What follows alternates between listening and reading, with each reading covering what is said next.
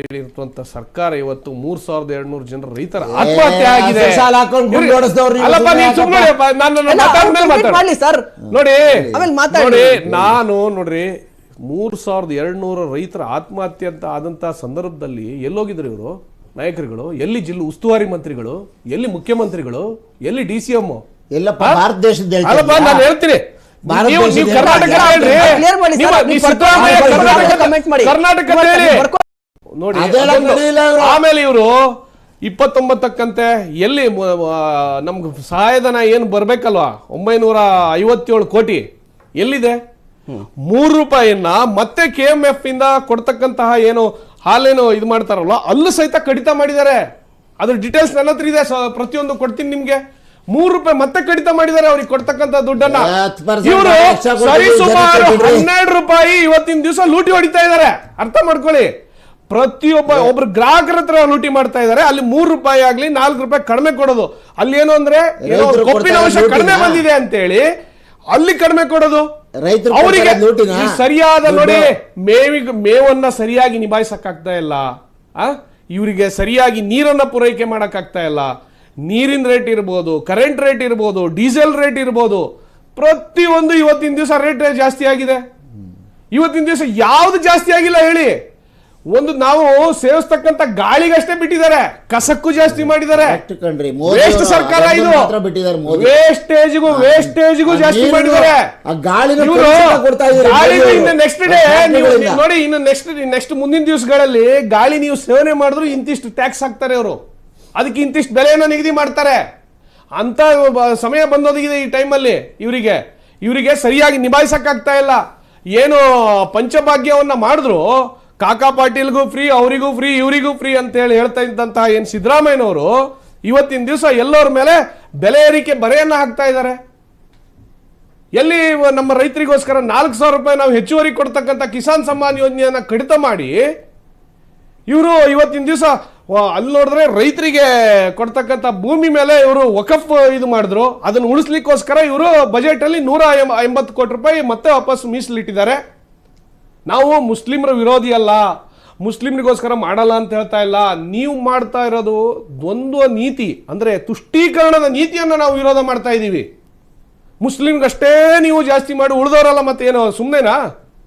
ಇವತ್ತಿನ ದಿವಸ ನೀವು ಪರಿಶಿಷ್ಟ ಪಂಗಡದ ಹಣವನ್ನ ತಿಂದು ತೆಗೆದಿರ. ಇವತ್ತಿನ ದಿವಸ ಎಷ್ಟು ಅದನ್ನು ನನ್ನ ಹತ್ರ ಡಾಟಾ ಇದೆ, ಎಷ್ಟೆಷ್ಟು ಯಾವ ಇದರಲ್ಲಿ 40,000 ಕೋಟಿ. ಇದು ನೋಡಿ ಎಷ್ಟು ಚೆನ್ನಾಗಿ ನೀವೆಲ್ಲ ಡೇಟಾ ಮಾತನಾಡ್ತಾ ಇದ್ರ. ನಿಮ್ಮ ಆರ್ಗ್ಯುಮೆಂಟ್ ಒಂದು ಪ್ರಶ್ನೆ, ಪ್ರಶ್ನೆ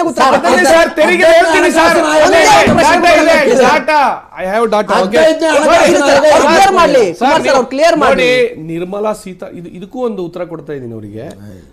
ನಿರ್ಮಲಾ ಸೀತಾರಾಮ್ ಅವರು ನಿಮಗೆ ಹಣಕಾಸು ಆಯೋಗ ಅಂತಿದೆ, ನಿಮ್ಗೆ ಏನಾದ್ರು ವ್ಯತ್ಯಯ ಆದ ಸಂದರ್ಭದಲ್ಲಿ ದೂರು ಕೊಡ್ಬೋದು. ಯಾಕೆ ಕೊಟ್ಟಿಲ್ಲ ನೀವು? ಕೊಡ್ಬೇಕಿತ್ತು.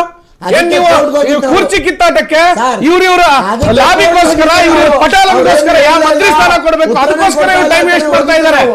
ನಿಮ್ಗೆ ಏನಾದ್ರು ದುಸ್ತರ ಆಗಿದ್ದ ಸಂದರ್ಭದಲ್ಲಿ ಹಣಕಾಸು ಆಯೋಗ ಇದೆ, ರಾಜ್ಯ ಹಣಕಾಸು ಆಯೋಗಕ್ಕೆ ದೂರು ಕೊಡಬಹುದು. ಎಲ್ಲೋಗಿದ್ರಿ ನೀವು? ಎಷ್ಟು ದಿವಸ ಮುಖ್ಯಮಂತ್ರಿ ಜವಾಬ್ದಾರಿ ಇಲ್ವಾ? DCM ಜವಾಬ್ದಾರಿ ಇಲ್ವಾ?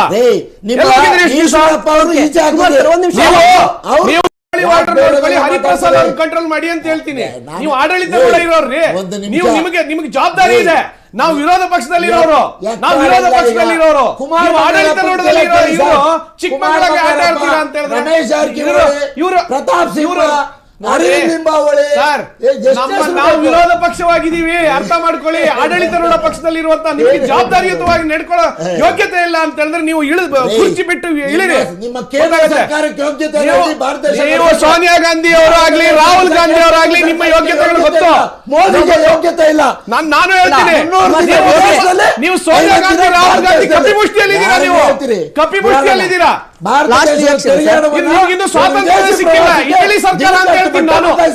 ನೀವು ನಮ್ಮ ಕೇಂದ್ರ ಮಂತ್ರಿಗಳ ಬಗ್ಗೆ ಹೇಳಿದ್ರೆ ನೀವು ಇಟಲಿ ಸರ್ಕಾರ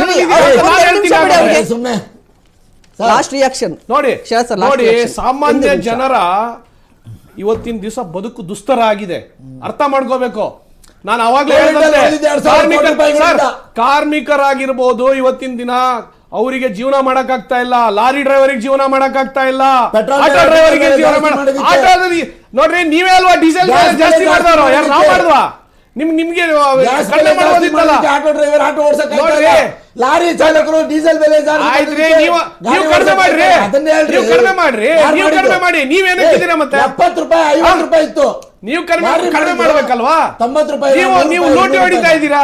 ಈಗ ಬೆಲೆ ಏರಿಕೆ ಮಾಡಿ 42,000 ಕೋಟಿ ಹೆಚ್ಚುವರಿ ಬರುತ್ತೆ. ಅದನ್ನೇನ್ ಮಾಡ್ತೀರಾ ಲೆಕ್ಕ ಕೊಡಿ. ಜನರಿಗೆ ಶ್ವೇತಪತ್ರ ಹೊರಡಿಸಿ, ಒಂದ್ ನಿಮಿಷ, ಶ್ವೇತಪತ್ರ ಕುಮಾರ್ ಹೊರಡಿಸಿ ನಿಮಿಷ. ಸ್ವಾಮಿ. ನೀವೇನೇನ್ ಶ್ವೇತಪತ್ರ ಶ್ವೇತಪತ್ರ ಹೊರಡಿಸಿ. ಕುಮಾರ್ ನಿಮ್ಗೆ ತಾಕತ್ತು ದಮ್ಮು ಇದ್ರೆ ಶ್ವೇತಪತ್ರ ಹೊರಡಿಸಿ ನೋಡೋಣ.